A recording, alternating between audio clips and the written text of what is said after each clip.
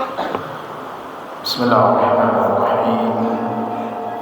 Assalamualaikum warahmatullahi wabarakatuh. Alhamdulillah.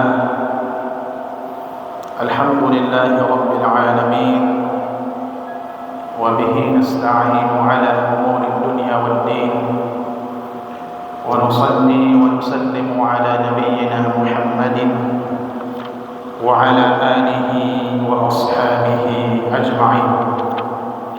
اللهم علمنا ما ينفعنا وانفعنا بما علمتنا وارزقنا علما نافعا يا رب العالمين.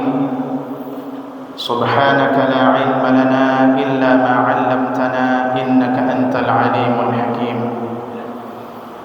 أما بعد فاسمعوا قول ربكم جل وعلا في محكم التنزيل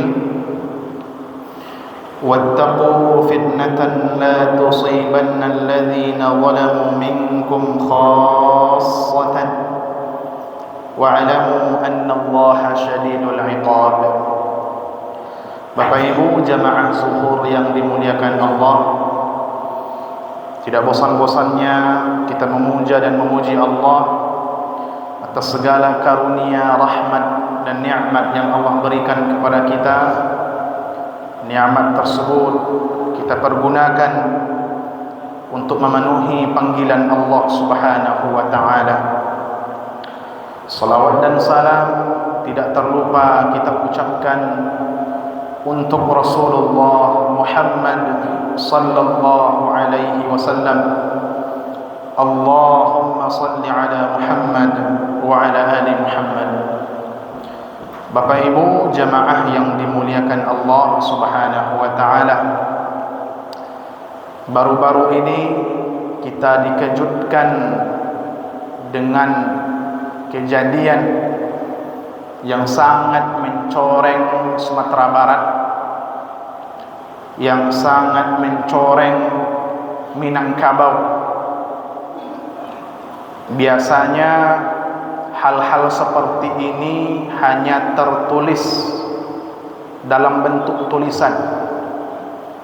Dalam bentuk tulisannya apa? Bahwa berdasarkan penelitian, ternyata di Sumatera Barat atau di Kota Padang khususnya banyak kasus LGBT. Baru-baru ini ternyata tulisan itu tidak hanya sekedar coretan di kertas, tetapi betul-betul ada buktinya. Sebagaimana yang kita lihat di media sosial, terjadi perbuatan yang kezalimannya luar biasa, perbuatan yang binatang pun tidak mau melakukannya, perbuatan yang dilakukan oleh kaum Nabi Lut, Nah, kaum muslimin jamaah salat zuhur yang dimuliakan Allah Subhanahu wa taala, ini membuat kita malu, membuat kita tercoreng. Ranah Minang yang berfalsafahkan ABSSBK, adat basandi syara, syara basandi kitabullah. Ranah Minang yang katanya ranah yang beradat dan berbudaya, ternyata ada juga kasus-kasus seperti ini, bahkan banyak. Dan yang nampak itu seringkali lebih sedikit daripada yang tidak nampak. Ini luar biasanya. Hadirin, kasus ini sebenarnya bukan hanya membuat kita malu, tetapi juga membuat kita takut, membuat kita merinding. Takut mengapa? Kita teringat akan firman Allah Subhanahu wa taala dalam Al-Quran surat Al-Anfal ayat yang ke-25. Allah Subhanahu wa taala katakan, wattaqu fitnatan la tusibanna alladhina zalamu minkum khassah Kata Allah Subhanahu wa taala, takutlah kalian, peliharalah diri kalian, jagalah diri kalian dari siksaan, dari fitnah, dari azab yang tidak hanya menimpa orang-orang yang zalim di antara kalian saja.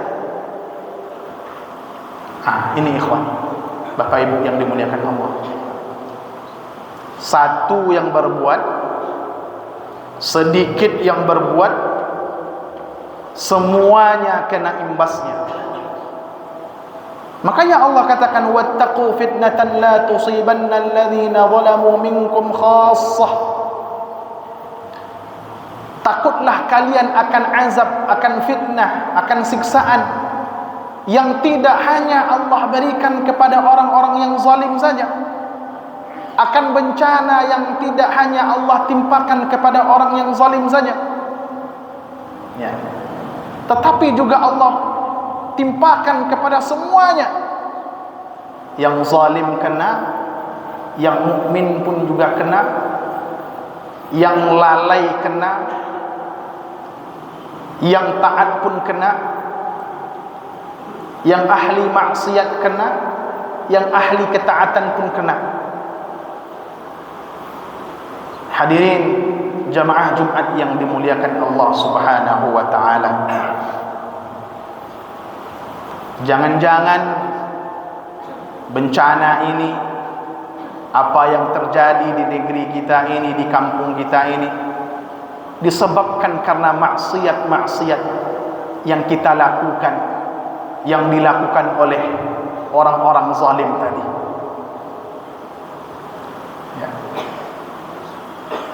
Pernah terjadi di masa Umar bin Khattab radhiyallahu anhu sebuah gempa. Ya, diriwayatkan, ya,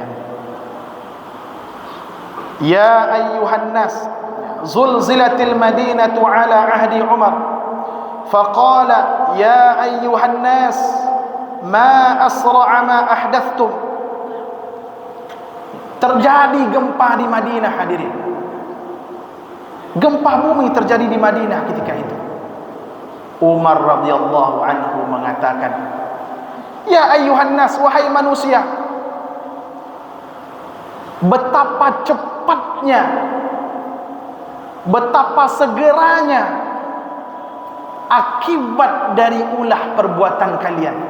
Ya, kita tahu hadirin, Madinah itu adalah salah satu dari 3 kota suci. Makkah, Madinah, Baitul Maqdis, 3 kota suci. Di dalamnya ada Masjid Nabawi. Tak mungkin di Madinah itu ada kezaliman sebagaimana yang ada kezaliman sekarang ini. Kalaupun ada kezaliman, tentu tidak sebesar yang ada sekarang ini. Kezaliman yang kecil barangkali. Tetapi lihat apa yang disampaikan oleh Umar bin Khattab radhiyallahu anhu. Ma asra'a ma ahdathtum. Betapa segeranya, betapa cepatnya akibat dari ulah perbuatan tangan kalian. Ka'ab radhiyallahu anhu mengatakan, innama zulzilatil ardu idza amila fiha bil ma'asi. Bumi ini akan goncang, bumi ini akan gempa ketika dia sudah penuh dengan kemaksiatan. Ini hati-hati kita Bapak Ibu yang dimuliakan Allah. Belum lagi para ahli mengatakan bahwa Sumatera ini, atau khususnya Sumatera Barat, akan ada yang namanya megatrust. Akan ada yang namanya megatrust. Kita tidak tahu kapan terjadi, tapi kata para ahli, ini ada, ini akan terjadi cepat atau lambat. Apa penyebabnya? Kalau menurut ahli ilmuwan, memang penyebab gempa itu bergesernya lempeng atau terjadinya erupsi gunung api, makanya terjadinya gempa. Tapi siapa yang menggerakkan lempeng itu? Siapa yang menyebabkan erupsi itu? Tentu ada yang menggerakkan, tentu ada yang menyebabkannya, ada yang memerintahkannya. Siapa lagi kalau bukan Allah Subhanahu wa ta'ala? Lalu kenapa Allah perintahkan? Kenapa Allah gerakkan lempengan bumi itu sehingga terjadi gempa yang begitu besar? Tidak lain dan tidak bukan disebabkan karena maksiat, disebabkan karena kedurhakaan. Dan kedurhakaan ini hadirin, walaupun ada orang-orang saleh di sekitarnya, orang saleh pun ikut kena. Orang yang tidak ikut berbuat maksiat pun ikut kena. Ya. Ahli maksiat ya enak dengan maksiatnya, tetapi imbasnya semua orang kena.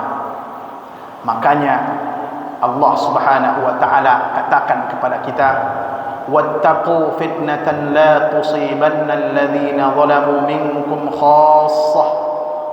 Takutlah kalian akan azab yang tidak hanya menimpa orang-orang zalim saja. Orang-orang yang taat, orang-orang yang saleh, orang-orang yang muslih, semuanya ikut kena.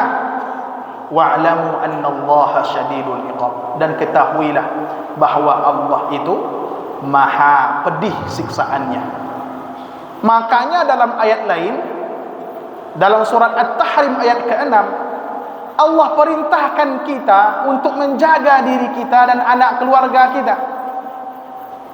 Ya ayyuhalladzina amanu qu anfusakum wa ahlikum nara. Wahai orang-orang beriman, jagalah diri kalian dan keluarga kalian. Jadi bukan hanya diri kita saja yang kita jaga, jaga juga diri anak-anak kita. Jaga agar jangan sampai mendekat kepada azab Allah. Jaga agar jangan sampai ditelan oleh siksaan Allah Subhanahu wa ta'ala. Anak-anak kita, kemenakan-kemenakan kita jaga. Jangan hanya kita saja yang ke masjid, anak-anak kita ajak ke masjid. Jangan hanya kita saja yang ke masjid, kemenakan-kemenakan kita ke masjid. Sekarang enggak, mama dan kemenakan sama saja, sama-sama enggak ke masjid, sama-sama enggak sholat, sama-sama enggak taat, bahkan sama-sama maksiat. Hadirin yang dimuliakan Allah, apa yang terjadi di negeri kita, bencana alam yang telah terjadi atau barangkali yang akan terjadi, itu sudah cukup bagi kita sebagai pelajaran. Itu sudah cukup bagi kita sebagai ibrah. Betapa besarnya pengaruh kemaksiatan kalau dia sudah menyebar luas. Aqulu qawli hadza wa astaghfirullah li wa lakum fastaghfiruhu innahu kana ghaffara. Banyak maaf. Assalamualaikum warahmatullahi wabarakatuh.